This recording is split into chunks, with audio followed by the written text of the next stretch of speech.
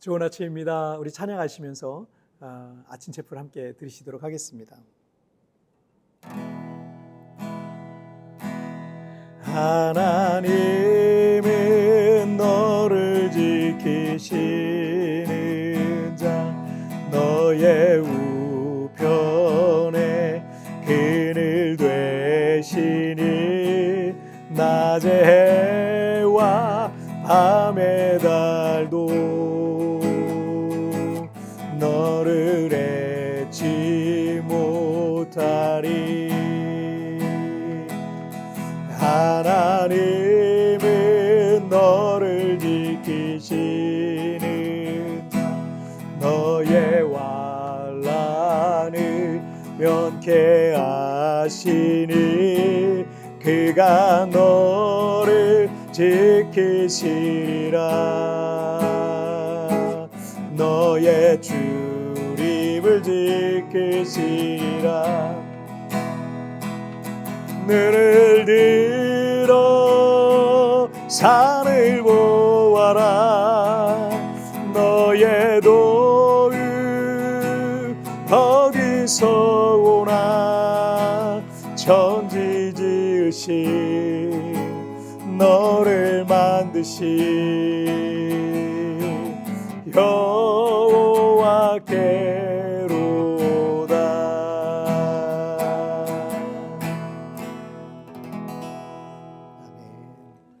자, 우리 같이 기도하시겠습니다. 하나님 아버지, 감사합니다. 오늘도 이렇게 예배하며 이 하루를 시작합니다.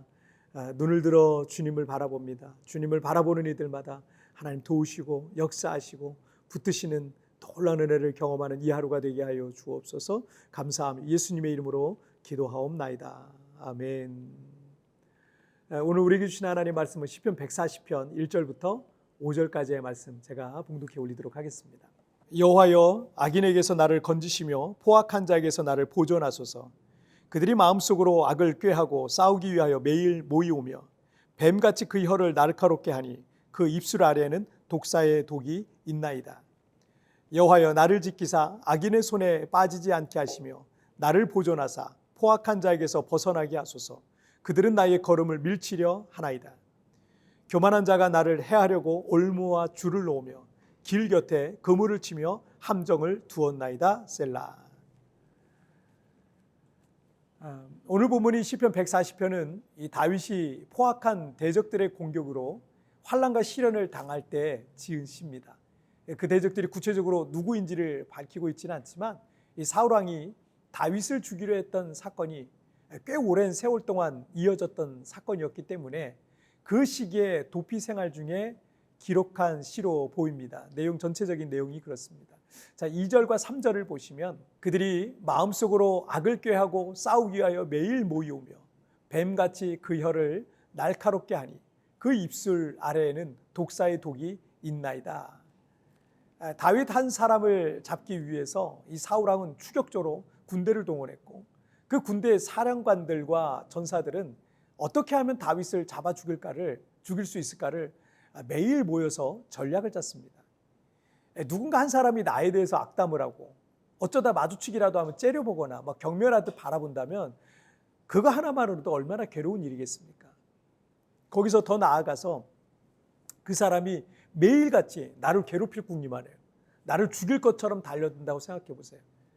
너무나도 억울하고 분하지만 그렇다고 내가 싸울 수도 없는 상황이라면, 절대적으로 내가 약자라면, 그래서 그 문제를 해결할 방법이 없다면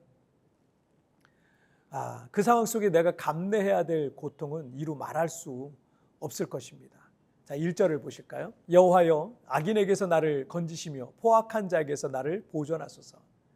다윗은 사울 왕을 대항해 저항할 수도 싸울 능력도 없었습니다. 그가 할 수 있는 유일한 일은 하나님께 그 억울함을 호소하고 하나님의 개입으로 구원해 주실 것을 기도하는 것뿐이었던 것입니다. 그래서 그는 나를 건지시며 나를 보존하소서라고 기도하고 있는 것입니다.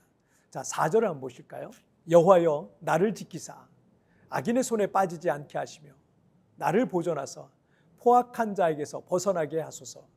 그들은 나의 걸음을 밀치려 하나이다.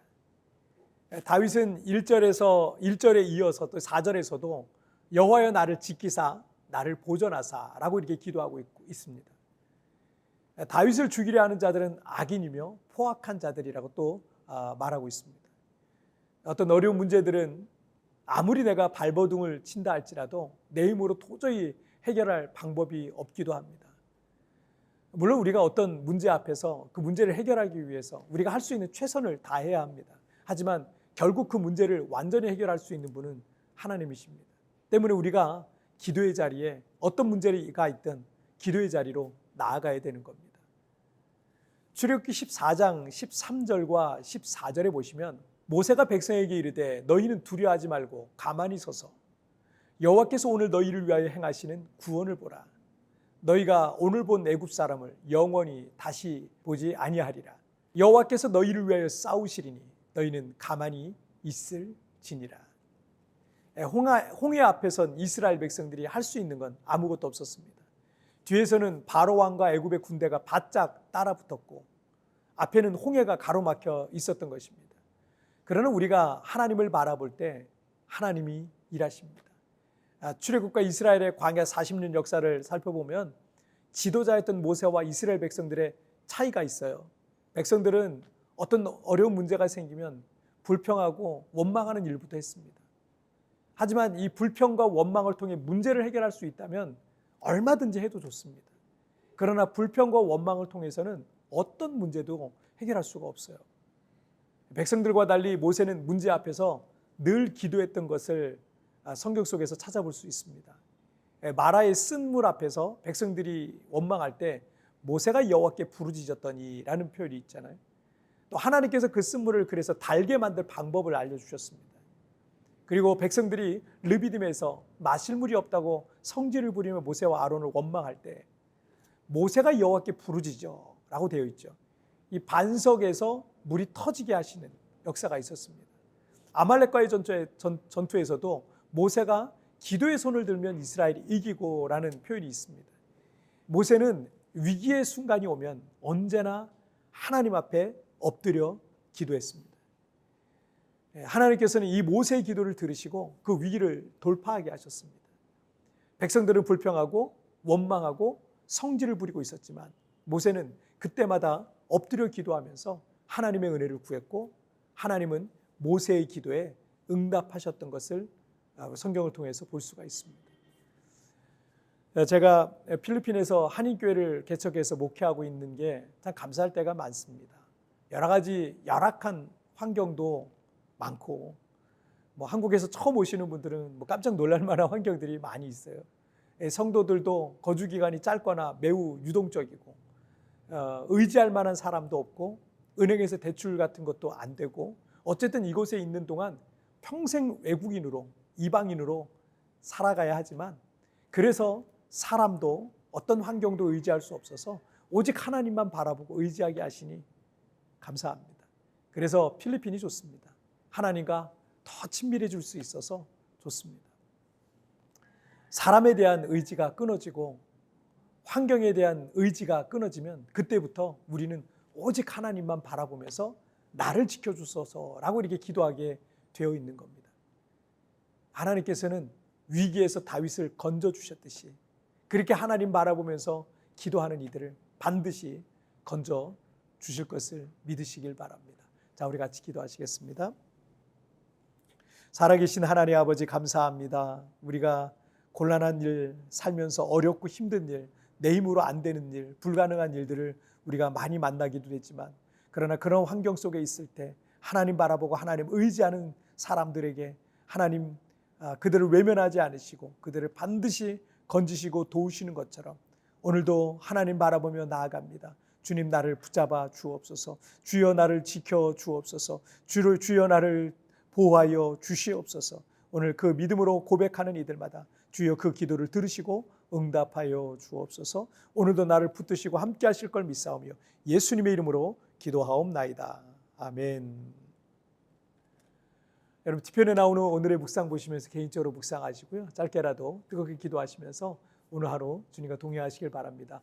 내일은 우리 리마인드 3분 메시지를 통해서 여러분 찾아뵙도록 하겠습니다. 여러분 오늘도 승리하세요. 사람에 대한 의지가 끊어지고 환경에 대한 의지가 끊어지면 그때부터는 우리는 오직 하나님만 바라보며 나를 지켜주소서라고 기도하게 되어 있는 것입니다. 하나님의 보호와 돌봄이 필요한 영역은 무엇입니까?